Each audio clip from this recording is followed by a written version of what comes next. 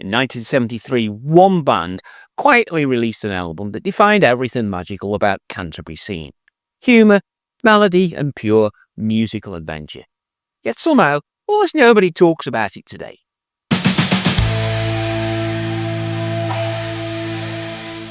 Well, welcome to another classic album review, looking at the 1973 release of Caravan's That Grow Plump in the Night, which was their fifth studio album, which many fans still consider their best.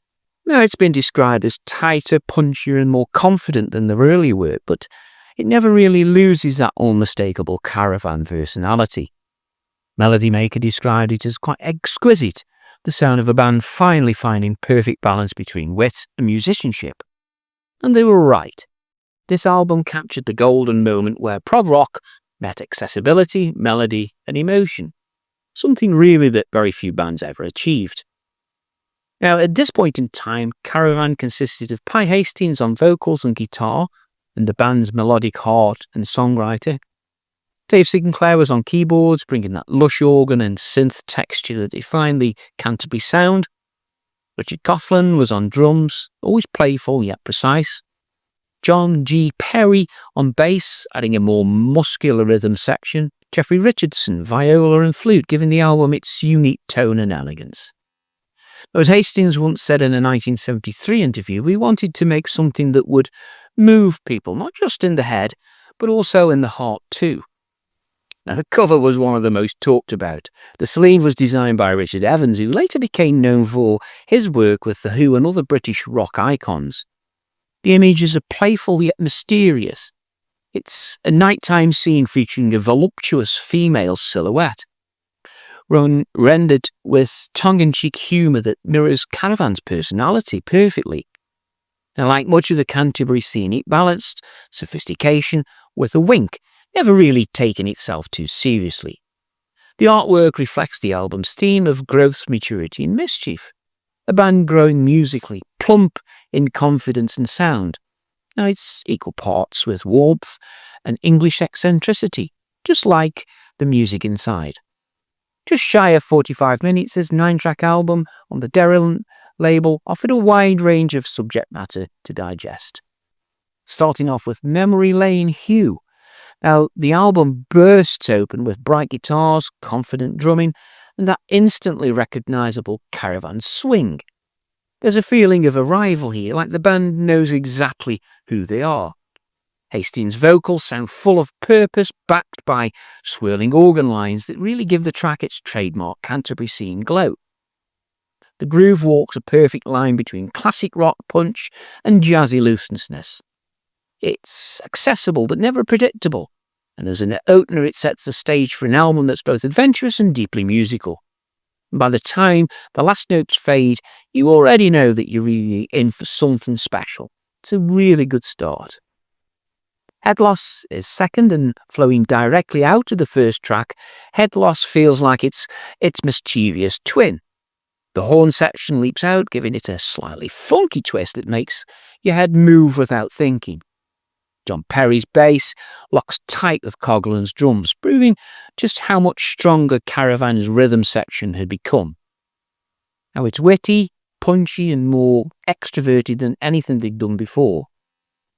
There's still that prog rock precision to it, but it's delivered with confidence of a late 70s rock band that can actually groove. Lyrically, it pokes fun at human stubbornness, done with that classic English smirk. The way Memory Lain, Hugh and Headloss intertwine makes them feel like one long, exhilarating statement. Hoedown is the third track, and it's a short instrumental delight that feels pretty much like a countryside dance in full swing. Jeffrey Richardson's viola carries the melody playful and earthy, while Dave Sinclair sprinkles bright organ flourishes around it. He manages to capture an ability to mix folk humour with prog sophistication without really ever sounding forced. The tune gallops forward, changing tempo, just when you think you've caught up with the rhythm. But it's just the band having fun, showing technical mastery whilst smiling through it. In less than 4 minutes, they prove that serious musicianship doesn't have to mean serious faces. It's whimsical, it's catchy and pure Canterbury Scene charm from start to finish. The perfect breather before the next emotional shift. And that's track 4, Surprise, Surprise. Now this is one of the most heartfelt and melodic tracks on the record. Hastings sings with warmth and an easy confidence, giving the song an almost pop sensibility but staying rooted in British prog textures. The lyrics carry a touch of irony, hinting that life's surprises aren't always what they seem. Now, acoustic guitar and electric keys really weave around each other with quiet elegance. It's simple, direct and utterly genuine, and a reminder that this band's emotional range extended far beyond instrumental workouts. You can picture this track playing over a late-night drive through the English countryside in the summer, equal parts tender and bittersweet. Critics later praised it as one of the band's most underrated gems. It's a moment of calm humanity in the middle of a musical sophistication. Track 5, hope I'm pronouncing this right, Thlu Thlu. Now, here the lights dim and the mood turns mysterious. This track is where they dive into darker waters, the title a playful nod to Lovecraft's mythos, though the song's real power lies in its atmosphere. Brooding bass lines and eerie keyboards create a slow, hypnotic tension. The groove has a creeping jazz fusion feel, letting the band stretch out and explore space. The vocals sound shadowy, almost whispered at times, pulling the listener into an otherworldly trance. The song builds carefully, never exploding but tightening like a coiled spring, and by the end you're left somewhere between dream and nightmare, and it's glorious. Next up, The Dog, he's at it again, a true Caravan classic, cheeky, irresistible and completely self-aware. The lyrics are full of double meanings, sung with a grin, but underneath the humour lies quite a sophisticated arrangement. The rhythm section bounces effortlessly while Sinclair's keyboards glide between rock and jazz textures. Now, it's hard not to smile. This is British prog at its most playful. I guarantee the chorus will lodge in your head for days, proof that prog doesn't have to be obscure to be brilliant. Richardson's viola adds elegance to the cheekiness, a mix only really the Caravan could pull off. The band sounds loose, confident and genuinely enjoying themselves. It really comes across to you. It's the sound of mastery delivered with mischief. The 7th track is Be All Right, and this track begins with a driving guitar riff and feels almost like a statement of independence. Caravan lent into their classic rock side here, yet they keep the harmonic complexity really quite intact. The lyrics speak about resilience and moving forward, a subtle reflection of the band's own journey through lineup changes. John Perry's bass playing is superb, fluid yet muscular. Midway through, the arrangement opens up into a soaring instrumental section that really lets everyone stretch out. But it's tight, it's energetic and perfectly balanced between power and melody. Be All Right feels like a celebration of maturity, the band finally comfortable in their own skin. It's a confident prelude to the more introspective Chance of a Lifetime, which comes up next. Now, following on seamlessly from Be All Right, this song brings the temperature down with a heartfelt, almost romantic tone. The lyrics speak of gratitude, opportunity, and the passage of time, themes that really fit the album's title beautifully. Hastings' voice carries a quiet sincerity that draws you in. The gentle melody feels like dawn breaking after the high-energy night of the earlier tracks. There's some subtle keyboard textures that shimmer underneath, giving the song a soft, emotional glow. Now, it's a reminder that Caravan's power often lay in understatement. And as the final chords fade, you can feel the band looking forward, whilst taking stock of how far they've actually come. It's intimate, reflective, and quietly triumphant.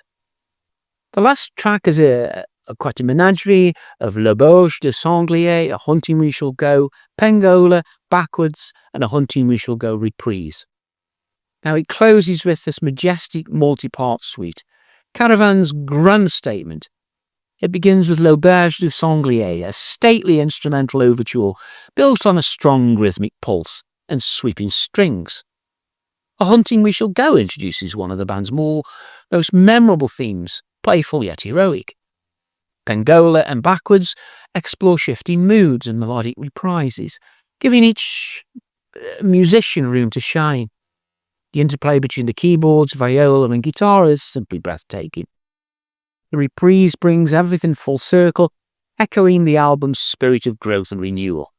It's progressive rock in its purest forms. It's ambitious, cohesive and emotionally rich. And when the final notes fade, you feel like you've completed a musical journey through everything that made the Canterbury Scene so extraordinary. Girls That Grow Plump in the Night, it's not just an album, it's best summed up as a musical time capsule, capturing the warmth, humour and experimentation that made the Canterbury Scene one of the most beloved corners of 1970s rock. Critics often call it the sound of prog growing up, sophisticated yet human, intricate yet fun. And today, it still feels alive, not as a relic, but as a reminder that creativity and melody never go out of style, really. If you love classic rock, British prog, or simply discovering hidden gems, this album is essential listening. So now that you've seen why Caravan's Girls That Grow Plump in the Night is such a masterpiece, there's only one thing left for you to do. Hear it for yourself. Now you'll find links in the description below where you can purchase the album, grab a CD or vinyl, or stream it on your favourite platform. Every version has its own magic, and supporting these timeless records really keeps great music alive. And if you've enjoyed this deep dive into the Canterbury Scene history and classic prog rock, then make sure you like this video, share it with a fellow music lover, and subscribe to the channel for more forgotten treasures from the golden age of rock. Because here, we don't just listen to the music, we rediscover it. Now, thanks for watching, and on screen now is another Canterbury band video that I know you will enjoy. And until next time, keep listening, keep exploring, and remember, in the world of prog, the journey never really ends.